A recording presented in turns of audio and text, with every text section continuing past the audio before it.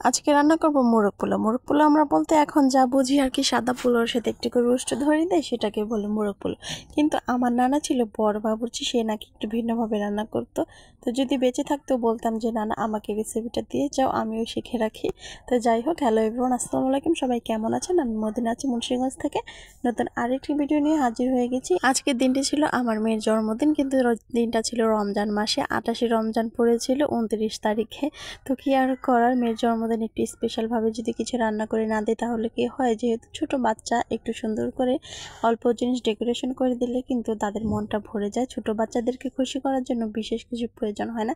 আর আমার কিন্তু কেকটা আজকে আনাই হয়নি, কারণ রমজান মাসে অনেকটাই কাজের চাপে ভুলে গিয়েছিলাম।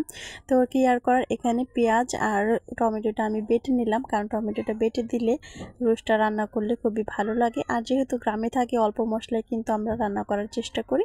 আর একটু দেশি মুরগি আপনারা দেখতে পেলেন, সেটাকে ধরে একদম কেটে বেছে নিয়েছি, তারপর মশলা মাখিয়ে ভেজে নিলাম। আর এখানে গোলমরিচ, দারচিনি, এলাচি, তেজপাতা নিয়ে নিয়েছি। অল্প মশলায় আর কি আমি রান্না করার চেষ্টা করি সব সময়। এখন মুরগিগুলোকে সুন্দর করে ভেজে নিব একে একে করে, যেহেতু দেশি মুরগি অনেকটাই শক্ত শক্ত লাগবে, তার জন্য ভালো করে একটু ভাজতে হবে।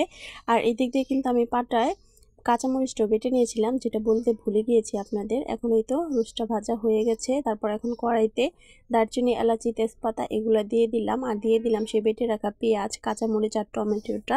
এখন সুন্দর করে ভালোভাবে কষিয়ে হালকা একটুখানি মরিচের গুঁড়ো দিয়ে দিলাম, হলুদের গুঁড়োটা এখানে দিব না। আর দিয়ে দিলাম সামান্য পরিমাণে আদা রসুন বাটা আর লবণ দিয়ে ভালোভাবে এখন কষিয়ে নিব। তারপর কষানো হয়ে গেলে একে একে সেই মুরগির টুকরোগুলোকে দিয়ে দিব, ভেজে রাখা মুরগিগুলোকে।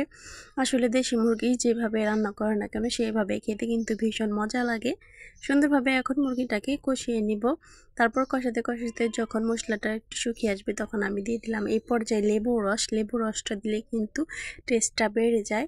আর এখানে সস দিব না আজকে, যেহেতু আমি টমেটোটা বেটে দিয়েছি।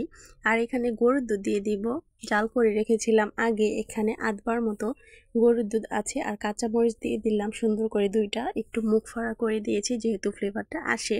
আর যেহেতু বাচ্চারা খাবে, ওদের একটু ঝাল লাগবে, তার জন্য কম করে দিলাম। এখন চিনি দিয়ে দিব। চিনি, লেবুর রস আর দুধ দেওয়ার কারণে কিন্তু রোস্টের স্বাদটা একটু বেড়ে যায়। তারপর দিয়ে দিব পেঁয়াজের বেরেস্তা। পেঁয়াজের বেরেস্তা আমি আগে ভেজে রেখেছিলাম, সেগুলো এখন উপর দিয়ে দিয়ে নামিয়ে নিব। তারপর আমি এই ফাঁকে গ্যাসের ভিতরে আবার পোলাও রান্না করে নিব। যেহেতু ছোট পাতিলে রান্না করব অল্প পরিমাণে, আমার চুলাটা তো অনেক বড়, সেখানে বসবে না, তো গ্যাসে রান্না করে নিলাম। আর এদিক দিয়ে তো একটু পোড়া লেগে গিয়েছিল রোস্টটা।